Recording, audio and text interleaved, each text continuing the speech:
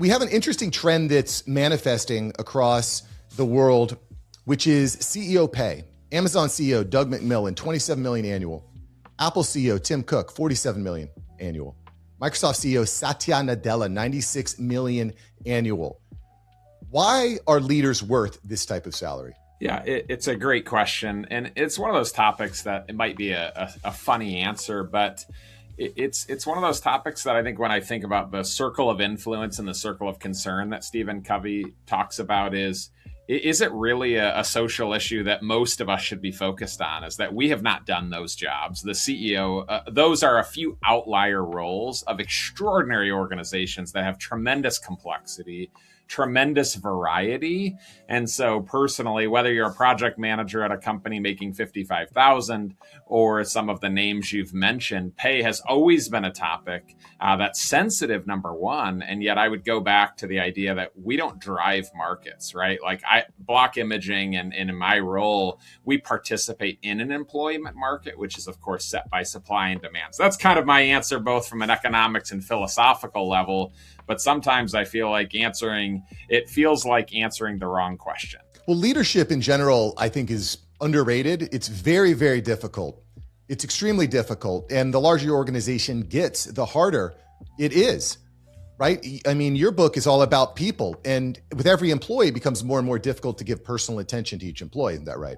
For sure. The balance of people and performance, and how do we hold both of them? Because this book that I've written, which is called People Matter at Work, is this high emphasis on people. And then the natural question is, but what about performance? And I'd say that if people matter, performance matters, right? We have to perform because it's what allows us. Performance becomes a means to a much greater end. Well, and especially in this digital world where every single motion is tracked.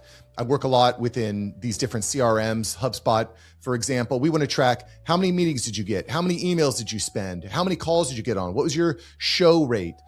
Just on and on and on. How many coupon codes? Like, how many offers did you make? Now we're using AI software to track every single call so that we can scrutinize and coach and look at every single call. Doesn't that help dramatically improve performance, or are we missing the bigger picture? KPIs are certainly, data is incredibly valuable, and a team who owns that data, right? The importance of interpreting and casting vision or even deciding what is the type of data that we're after. So it's all of this is incredibly important in terms of the technological tools. And yet I still do believe there's great power in people harnessing and really discerning what to use them for, how to pull out, and then ultimately, what are our goals and what's the vision given where we are today and where we'd like to be in the future? Can you share because this is an interesting topic, right? And I agree. I like telling someone this is specifically how you're being graded, how you're being rated, how you're being compensated. And some people tend to respond well to that. I had one SDR I was working with that said, I want to see how many deals you can set up in a week. That's what we're watching. And lo and behold, he started making a ton more deals. And then a sales guy said, hey, we're going to track how quickly you're responding to your leads that come in. And the problem was that's all he focused on, and he dropped everything else. Sure.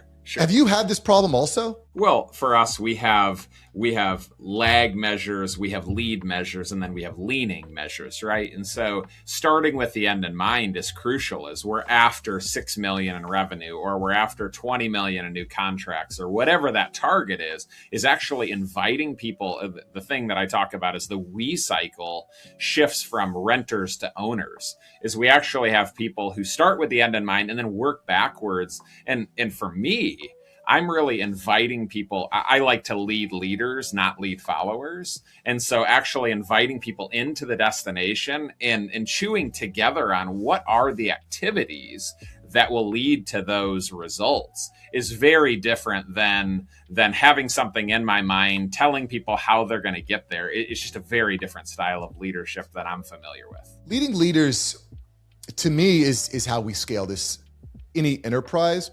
But one of the problems that I've run into in mid-sized businesses doing 3 to 10 million ARR is that oftentimes employees that are with the team or contracts being with the team came up having a direct line of communication with the CEO or with the primary leader.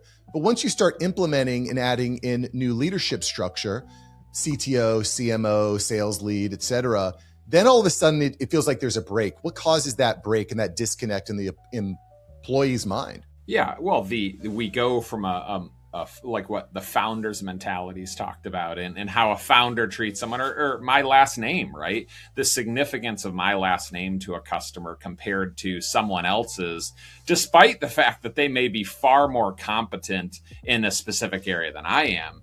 But at the end of the day, in those situations, we have to share it, right? We walk together. I introduce the customer to the new sales rep or to the new director, or whoever it is. We walk alongside, coach them. But ultimately, my goal is that their credibility stands on its own. And the person would actually rather work with, for example, our MRI product manager than me, because, well, there might be some prestige or something like that, that they're actually able to get better service from the feet on the street. Yeah. And one of the problems that I've run into is kind of like mixed messages from the top. From top leadership has one kind of vision, or maybe they get caught up with too many different projects. And then as it kind of streamlines down, this becomes kind of a source of consternation. Is the employee will have a meeting with someone in the middle management or director type position. They say, well, I was talking to the CEO and he said this.